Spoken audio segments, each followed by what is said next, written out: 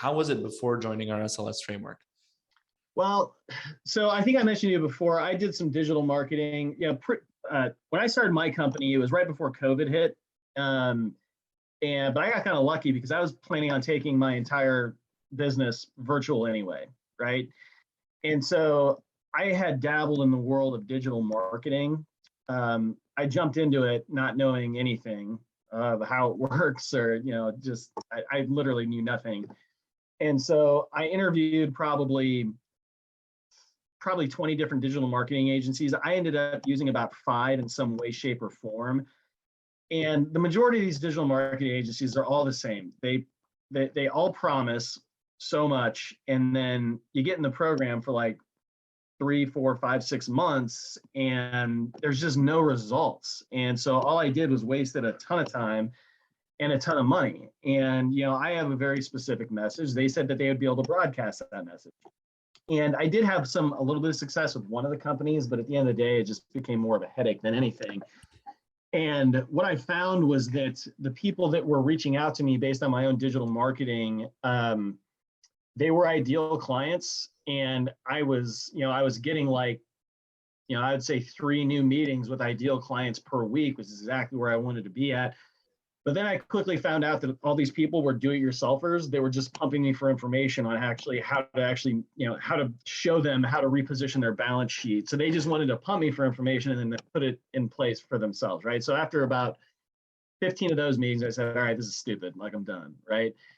And so I burned through a ton of cash and wasted a ton of time doing that. And so that was how I was getting out my message before, right? And obviously, I do have success with that message locally here, right? But it was just that old school model where it's like, go talk to as many people as you can. So yeah, there was so you were getting in front of ideal clients, and the minimum, I mean, technically they weren't, because they're not seeing you as a trusted authority. So in terms of idealness, maybe not fully, but now the difference is we were able to craft a message that not only put you in front of your actual ideal clients, and they see you as a trusted advisor, and they completely share your values right from the get-go on that first initial call. So you're able to just jump in and talk about exactly what you want to talk about. And so, what is that big difference made for you? I'm just curious to know. So I just go back to that old school model. So before I started my company, I was at Prudential Advisors, and Prudential Advisors has this motto, and their motto is 2 new a day. And what that means is that the only way you're going to be successful in this business is you have to schedule 2 meetings per day with new people. Okay. And that 2 new a day, like, I absolutely hated that. The entire time that I was at Prudential, they said, Joe, if you walk into a room full of people or a room full of advisors, you're probably the smartest, or at least one of the smartest advisors in that room. However, I can also tell you that you're 100% going to be the laziest advisor in that room, just because I refuse to go through that 2 new a day motto. And the reason why that 2 new a day motto is it's so outdated, and it's, when you, in that type of model, which is where everywhere, right? That's not a Prudential thing. That's everywhere. But you end up churning through, even though it can work, you end up churning through so many people that you realize aren't ideal clients, right?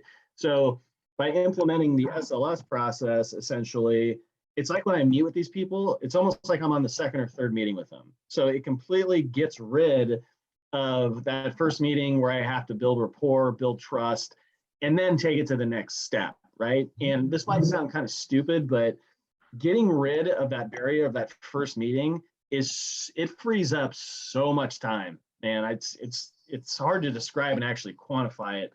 And so, with what we're doing with the SLS stuff, is that, I was getting on average about 7 new people a week, at least, that would reach out to me in some way, shape, or form.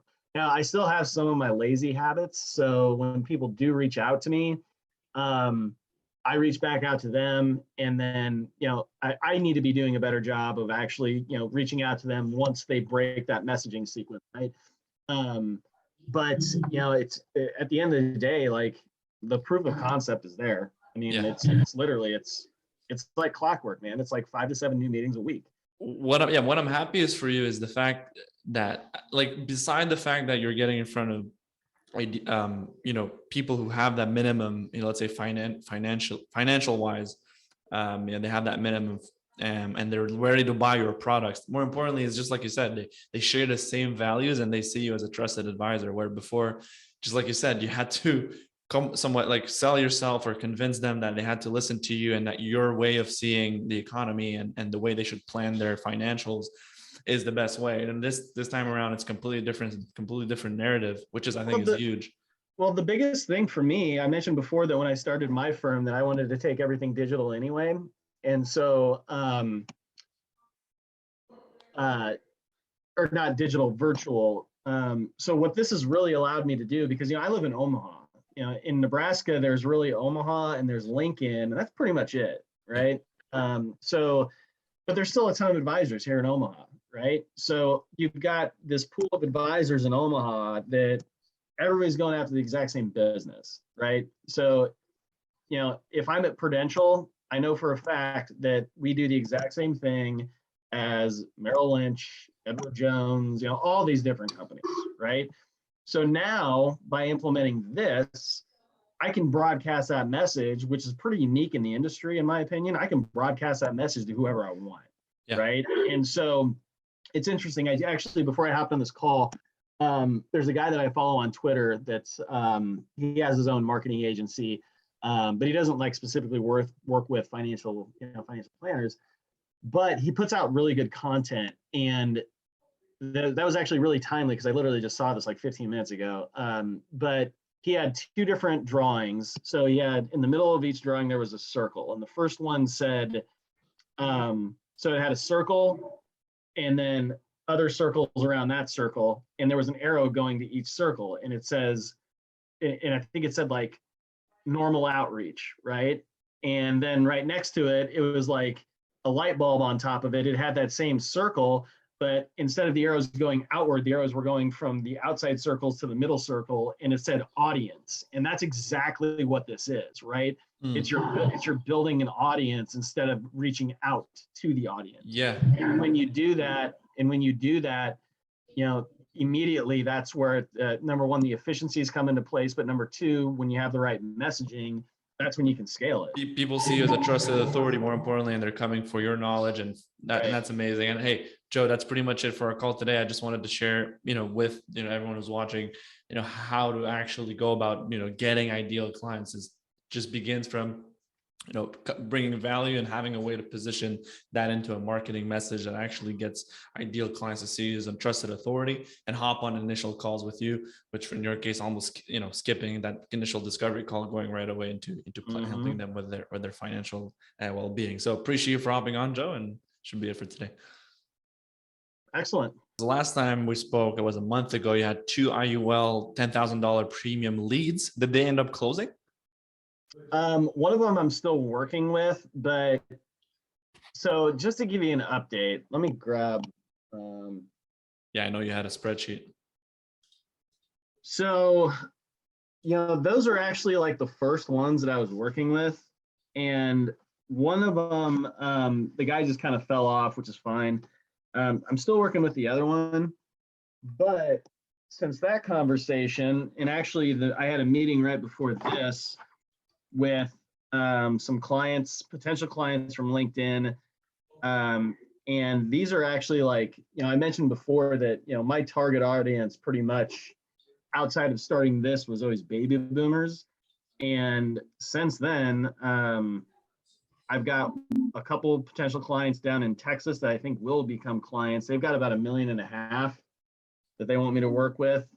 I've got another younger gal in Arizona who, she's my age, she's 40. She's got about $1 million in the bank right now, but she's going to inherit somewhere in the next decade.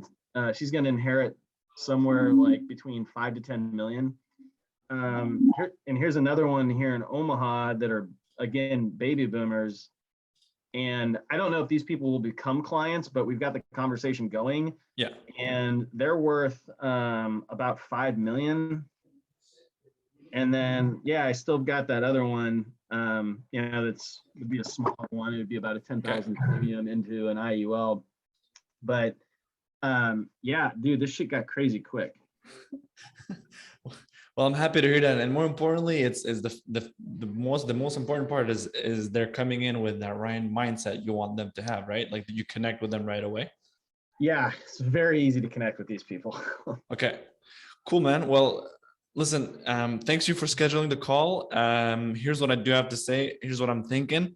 I just want to talk about your experience so far. I want to talk about the fact that you were able to work with people who had a specific view or specific values, right? That's what you would identify as an ideal Yep. client. And on top of that, they had the financial minimums for you, obviously, as ideal clients. But then also how it was before and how it's after. So how it was before using our SLS framework, how it's after. And then at the end of the call, I'd love to schedule you in again so we can get you relaunched. So that's something. And I have a little gift too at the end of the call. So yeah. So I think I'm gonna hop on the call next week. The Q&A. So yeah, so we'll be able to get that launched again on that call. Okay, perfect. So can I introduce you as just Joe? And I guess the firm's merging, so we don't know the name yet, but just Joe. Is it be financial advisor? Sorry, say it again. Like if I were to introduce you, so I would say Joe, financial advisor. Yeah. So financial planner. I do very high level planning.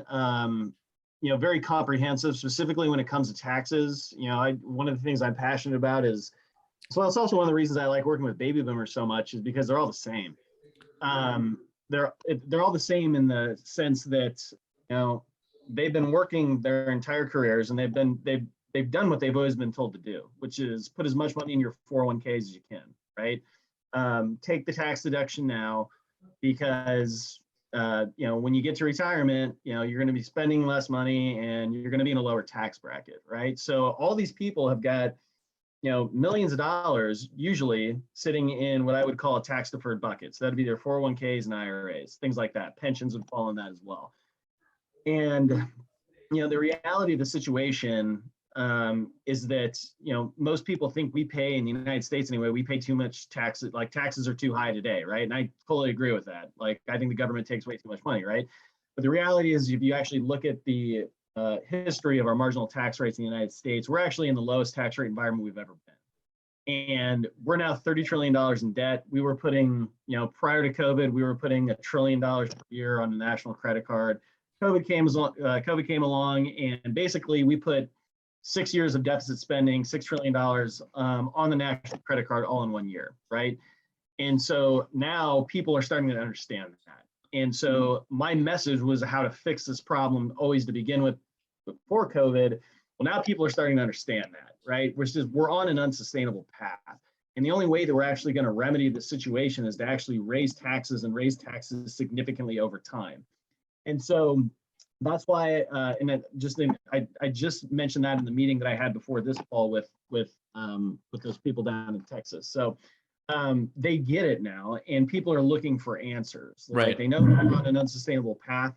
They probably think taxes are going to increase. They don't know how to reposition their balance sheet in order to compare their retirement income and living in a higher tax rate environment. Right? And for you specifically, just more importantly, like you are seeing this environment happening, and before joining our SLS framework, you wanted to bring value to these types of people who see the economy and the country the same way, the same type of values that you have, and you were hoping to get it in front of more of these ideal clients who share those same values and that same reasoning, but you were failing to do so before joining our SLS framework.